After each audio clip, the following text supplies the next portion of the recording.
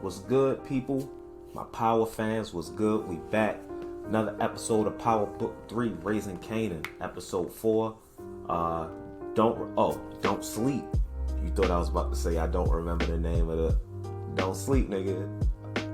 Anyway, we gonna get into episode discussion. Like I said before in the previous videos, if you've seen them, I will not be recapping the episode from start to finish, scene to scene, just talking about certain things.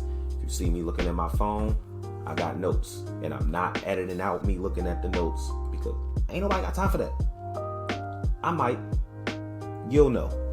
Anyway, to start the episode off, man, Neek is not playing out here. Alright, first of all, in the middle of the drop, last episode, police pulled up on him. The guy who recognized him and said 5-0 is being interrogated in this opening scene by Neek and two of his guys.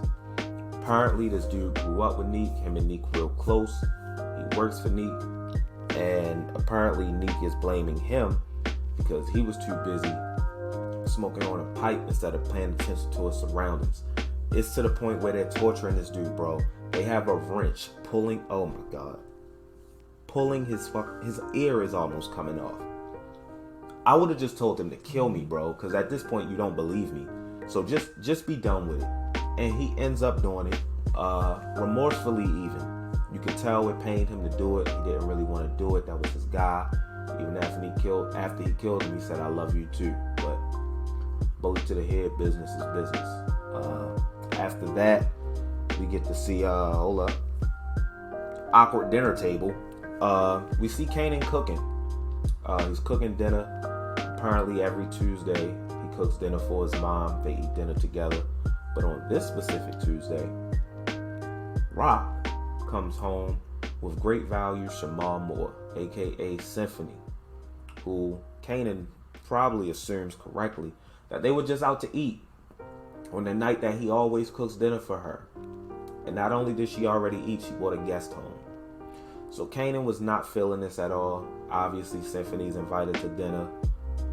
He's probably a little hurt and upset that this is supposed to be their night. And not only did she forget about it, but she brought a guy home for a night that was supposed to be meant for them. And I understand it. I think, I'll get to that. But I understand it. Kanan was kind of standoffish, as usual, with Symphony.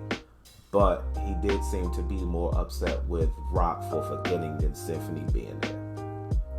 So, moving on from that. Marvin. Oh my God.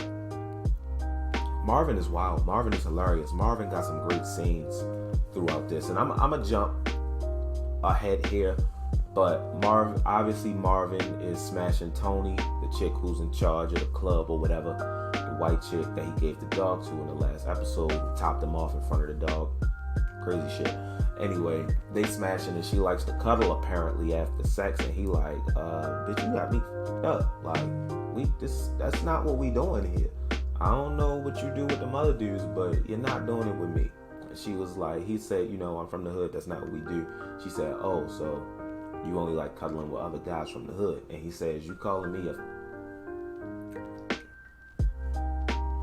basically saying you calling me gay. I think that's I wouldn't just pass over that. Because it may assume that he has a problem with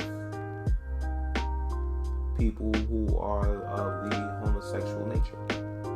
Like his daughter, that he does not know of yet. But we'll get to it. He also notices that the dog ain't fucking eating. She hasn't feeding the dog, and he takes it, and she calls him crazy. I'd take the dog too if you ain't fed the dog in a damn day. Over here sniffing cocaine, but you can't feed the dog. Anyway, he also has a scene later where I thought he was about to go full Tommy Egan and take some motherfuckers out, but it did end up escaping, which is about the stash house. As we've seen throughout the past few episodes, Rock has kind of created a backroom stash house in his convenience store. So now she asks Marvin and I think the other guy, Scrap or Scoop or whatever, something with an SC. He got diarrhea like a motherfucker. So he's not helping Marvin. Marvin enlists the help of Kanan, who now is no longer allowed at the stash house because his grades has been dropped. So Rock said, I'm not the one ordered to. Your grades dropping, no longer at the stash house. you will be taking night school. So it's a little after school program, and he's going to be doing school on the weekends. Can't imagine. I hated school 5 days a week. I'm not doing school on the weekends. But Uncle Marvin pulls up on him, says, hey, I need your help. Got to move the stuff from the old stash house to the new one. Cool. Kanan is reluctant because he knows Mom's doesn't want him there. He knows where he's supposed to be. He doesn't want to be late. Uncle Marvin says, hey, it's only going to take a minute. Be in and out before you even know it. They're in. Moving stuff. As Uncle Marvin leaves to go back to the new stash house, he leaves Kanan there alone, says don't open the door for anybody.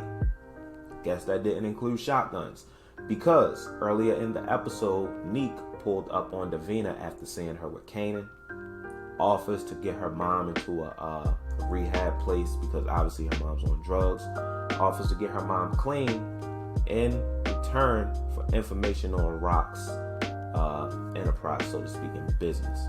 And obviously, Kanan invited her over to the stash house that one time in the last episode. So she knows where it is, and she says, I saw Kanan at this house once. Tells him where it is. But she tells him, just make sure nothing happens to Kanan. Guess Neek didn't give a fuck about that because Kanan almost got his ass popped. When Neek pulled up on them while they were at the stash house, watched Uncle Marvin leave. Once Uncle Marvin left, Neek boys rolled up in, took all of the fucking money. All of the money. Put it in a van. Uncle Marvin pulled up while they were doing it. Tried to kill the two dudes, but they ended up getting away, leaving one guy inside the stash house with a gun to Kanan's head. But Uncle Marvin ended up taking care of him, putting a bullet in his head, and Kanan subsequently began to throw up. I can't blame him. Motherfucker got blood all over his goddamn face and his shirt. His first headshot that he's seen, which is ominous because Kanan is very synonymous with headshots. But that's very interesting. I want to see how this is going to pan out with the whole Rock situation. How is Rock gonna respond to this? She doesn't really trust Marvin with a lot of stuff, as he said, and she trusted him with this, and he blew it. How is he gonna explain how this happened? Because he also said Rock will never know you were here because I'm not gonna tell her. But the shirt that had blood on it, Kanan decides to just throw under the bed. This motherfucker is terrible at hiding things, bro. Rock finds it literally 3 scenes after. Notices the blood on it. The episode ends. We'll see where that goes. Also, Great Value Shamal Moore is his goddamn night school teacher. Plot twist: the teacher smashing your mom, nigga. So, one thing I didn't talk about this episode because I don't care about it. Jukebox. Obviously, her relationship with Nicole is a forbidden relationship. The way they go about it is kind of corny to me, but it's good at the same time. Nicole kind of hinted at her parents not being okay with homosexuals. So I guess that's something her and Jukebox share in common. We'll find out more about that, but it also seems like Jukebox is done with the boosting. So, how's she going to get our money? Maybe she'll resort to family business. We'll see. But this is a pretty good episode. I like this episode, especially the ending with the whole stash house scene. Kind of built anticipation. I was wondering what was going to happen. I thought they were just going to roll up inside once they saw Marvin and Kanan go in, but they were strategic about it. Neek is hitting back. Neek is hitting back hard. How is Rock going to hit back? It's going to be a back and forth all season, man. But let me know how you felt about the episode. Was this a good episode for you? Was it not enough going on? Do you care about Jukebox and Nicole's relationship? What was your favorite part of the episode? Let me know in the comments. Make sure you like the video, subscribe, and ring the notification bell. You know why. I ain't got to tell you. Until the next time. Peace.